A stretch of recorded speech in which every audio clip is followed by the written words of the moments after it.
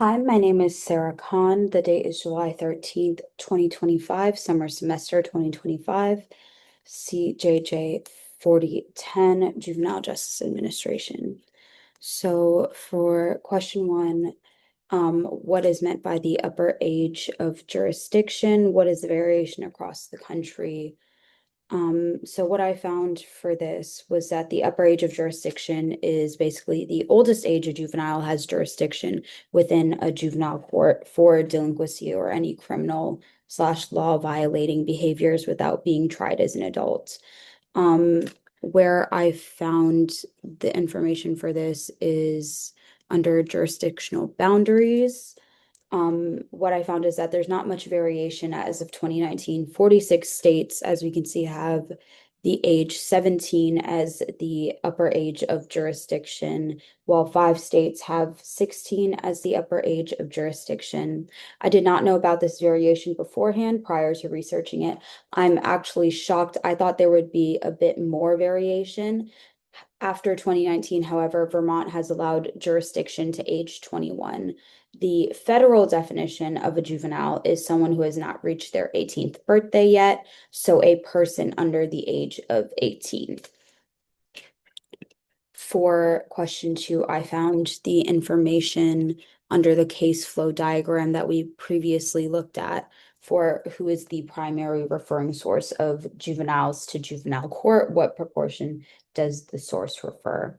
So the primary referring source of juveniles to juvenile court is law enforcement according to the case flow chart as of 2019.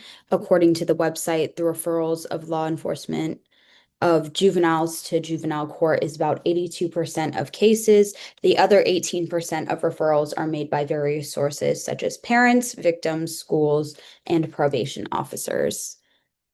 Next, the 6 topics that I picked from the Juvenile Corrections FAQ to summarize.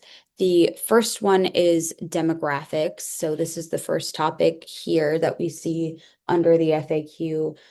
This deals with the demographics of youth in corrections. It addresses demographic questions such as residential placements and breakdowns by gender, race and ethnicity, age, and daily placement estimates by state and in the US overall when it comes to demographics. The next one is offenses. So this deals with offenses in youth and corrections. It mainly addresses the offense profiles and types of offenses that result in residential placement and how they vary by state, offense, sex, and race and ethnicity. The next one is time and placement. This deals with the placement of youth in corrections, and it questions whether time and placement varies by the type of offenses, sex, race, and ethnicity, length of time staying in placement, and whether the time and placement varies based between detained youth and committed youth.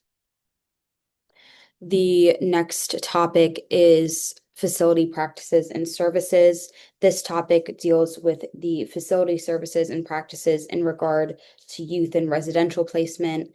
This deals with public and private facilities and the type of treatment they provide, as well as which type is most likely to provide treatment.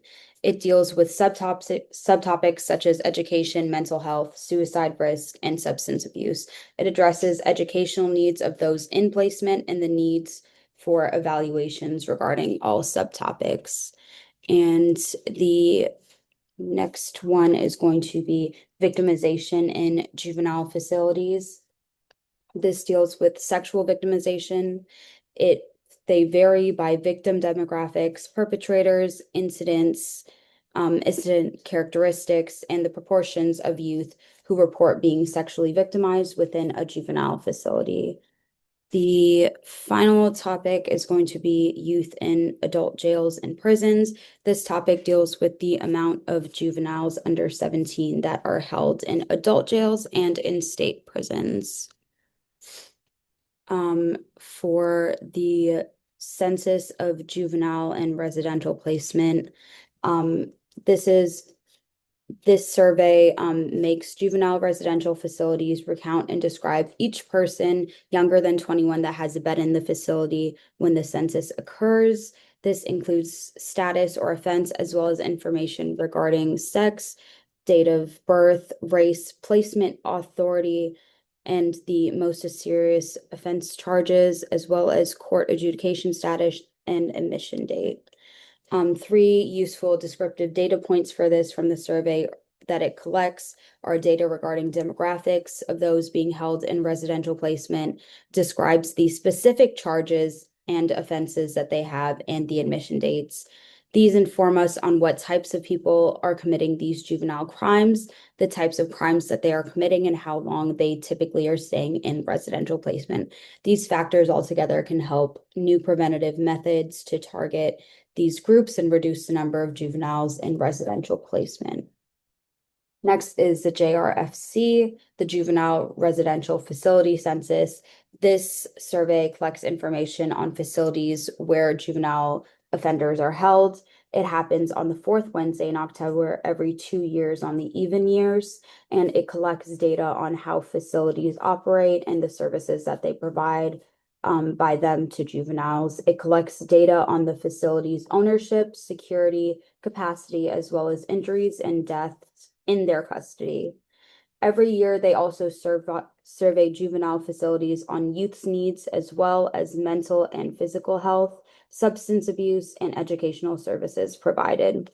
Three useful descriptive data points from this survey is that it maintains information on juvenile residential facilities, tracks their operations and services, and listens to youth's feedback and needs.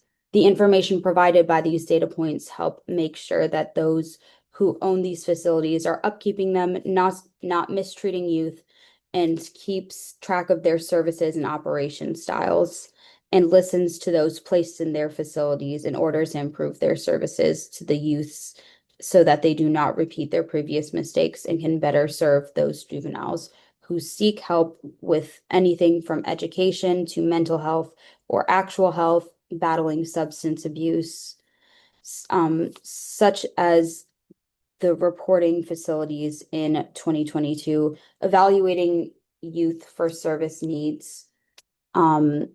Out of the 1,196 reporting facilities, 95% of youths were evaluated for suicide risk, 89% of those being within the first 24 hours of admission, showing that there should be a huge focus on mental health and those types of services.